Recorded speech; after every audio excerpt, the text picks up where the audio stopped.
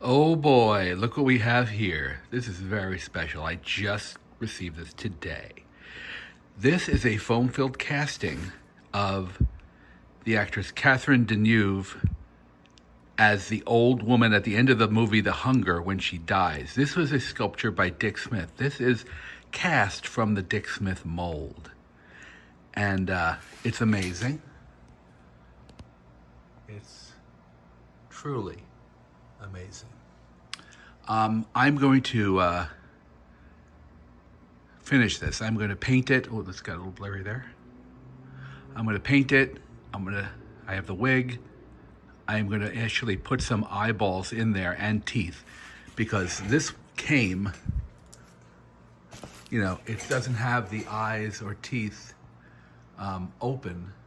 So I'm going to carefully with an X-Acto cut those open. But it's not, I know it's, the problem is when Dick Smith sold a lot of his molds in the early 90s, he probably didn't realize that people might want to buy castings.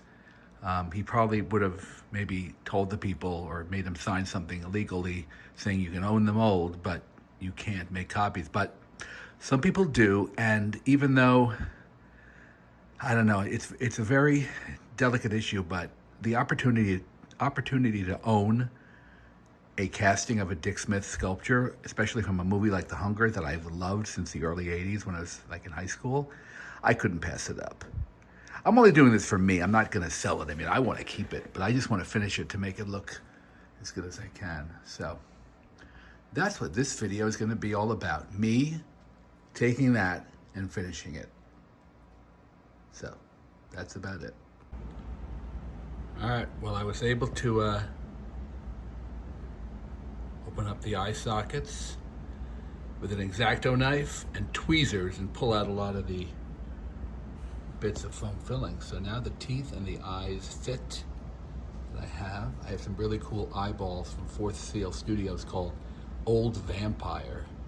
And they were on sale. They were half off. So instead of $160 for the eyes, they were $80. They're gonna be really cool. And the teeth, I cast my own, I use my own castings. Here we go. Get those sharp. These are castings of my own teeth that I cut down to fit. So all I have to do now is clean up the seams. And they're not horrible, so I can clean that easily. But I won't be able to paint this thing and finish it till after Mask Fest in a couple of weeks. So I'll have this really be able to start painting this thing mid-September. So right now I'm going to clean it up as best I can, clean the seams up, and put it in a bag and store it until I'm able to work on it. But I'm just so excited about this. I can't wait to work on this thing. All right, so what I'm doing now is I started to paint the teeth. I'm going to go into her mouth. And I used a little naphtha and sandpaper, wearing rubber gloves, of course, because naphtha is a chemical. And I've been fixing the seams just to bring down the seam where the two pieces of the mold go together. So, all I needed to do really was under the ear, down to there on both sides.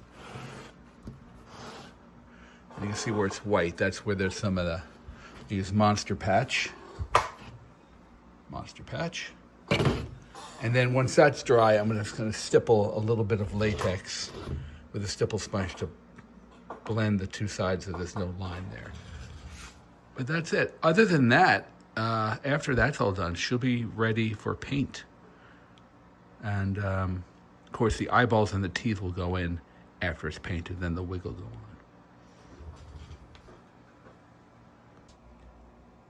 All right, I have her upper teeth and her lower teeth painted. She's just waiting here so I can start painting her probably later today. I just did a test fitting of the teeth. They're not glued in, but I just placed them in. And I think they look pretty good.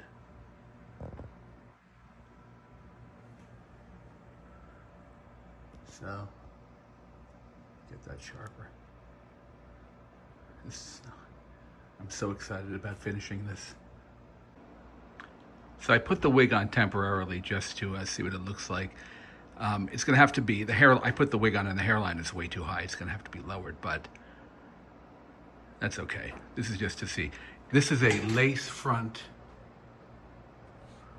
wig, so all that will be trimmed once it's glued on. But this thing is going to be cool.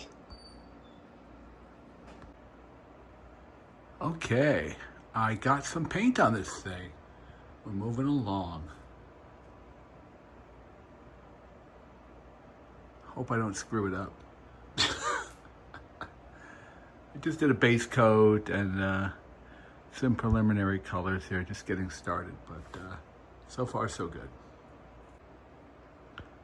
All right, well, it's starting to come along. We got some color down there, got some shading. I have a raw umber wash I just put on, and it's wet. So, taking my time with this. I only, have one of these. It's not like I can cast another. I don't own the mold. It was really weird starting to put paint on something that Dick Smith sculpted because, I usually don't paint anything but my own sculptures and castings, and it was weird to turn the airbrush on and put the first bit of paint on something that is from a Dick Smith mold. So I was a little bit apprehensive, but anyway, taking my time. I want to do it right. So that's where we are right now.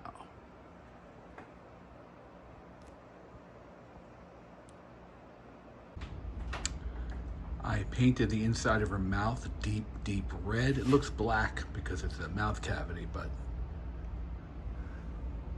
looks good. It's coming along. Taking my sweet time with this thing.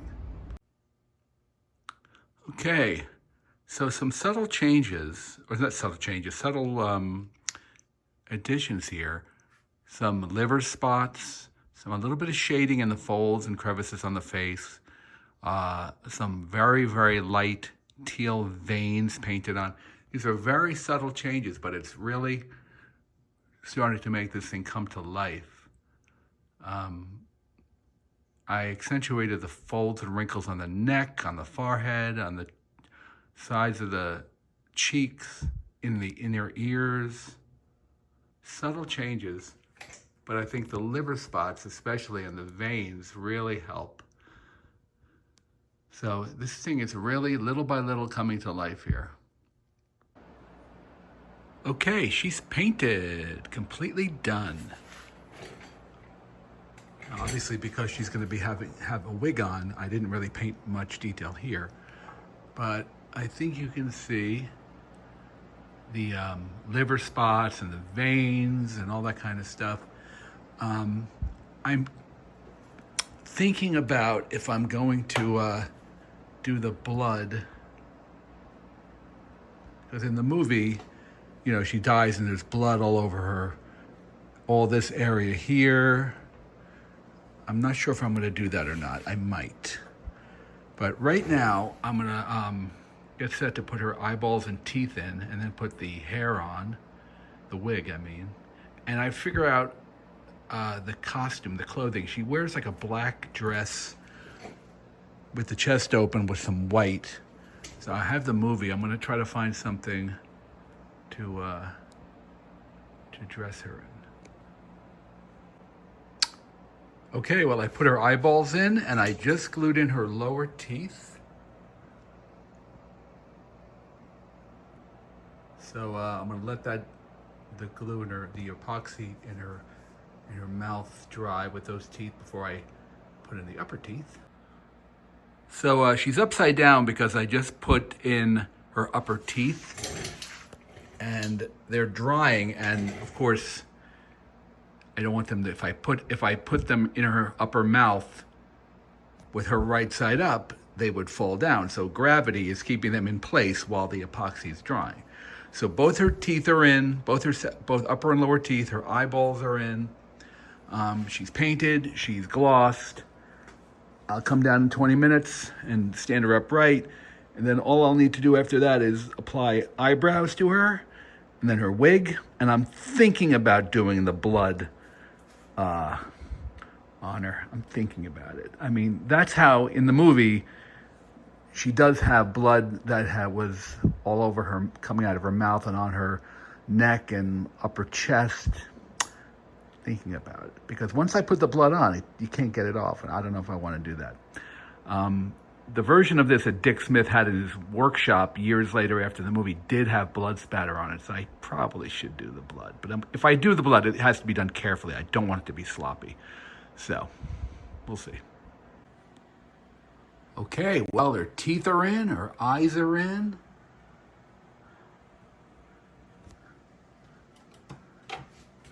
This light. Turn her a little bit.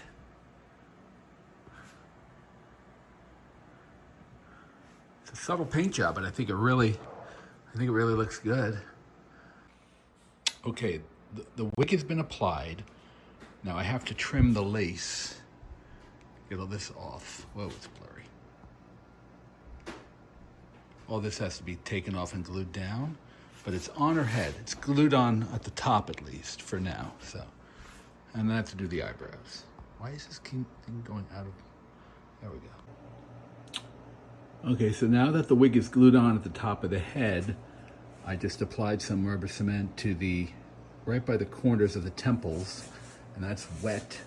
So I'm gonna have to let that dry before I can put the wig back on really permanently, and then I can do the lace part.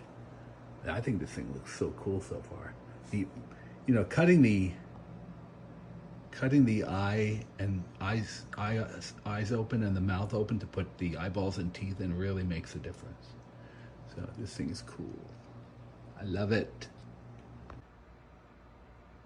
All right, her hair is on. I still have to do the eyebrows, but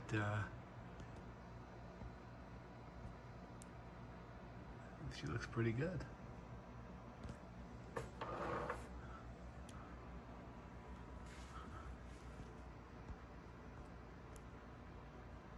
There she is. Eyebrows next, possibly blood, then clothing. So I decided to not put eyebrows on her because I realized she doesn't have eyebrows at the end of the movie. I did the blood, I did the necklace. I'm really happy how she came out. It's really just so cool to have something from a Dick Smith mold that's in such a great horror movie, The Hunger, part of my home collection. I have her on this table right now. I'm going to be getting a glass case, put all my Dick Smith artifacts and correspondence from him and some small 3D prints. But this is going to be the main piece of that cabinet. Once I get it, I still have to order it. But I really love this thing. Ta-da! It's a couple of months later after finishing this thing, but this is my Dick Smith tribute case. I'll give you a wide shot. And there's the Catherine Denueve bust. And there's a 3D print of Dick. There's the casting of her.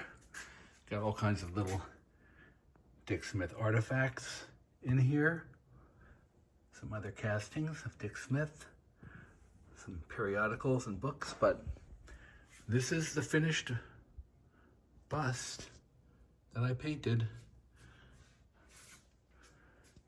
She's really beautiful. I love seeing her every day. She's in a place of honor. And I'm really thrilled to have this in my collection.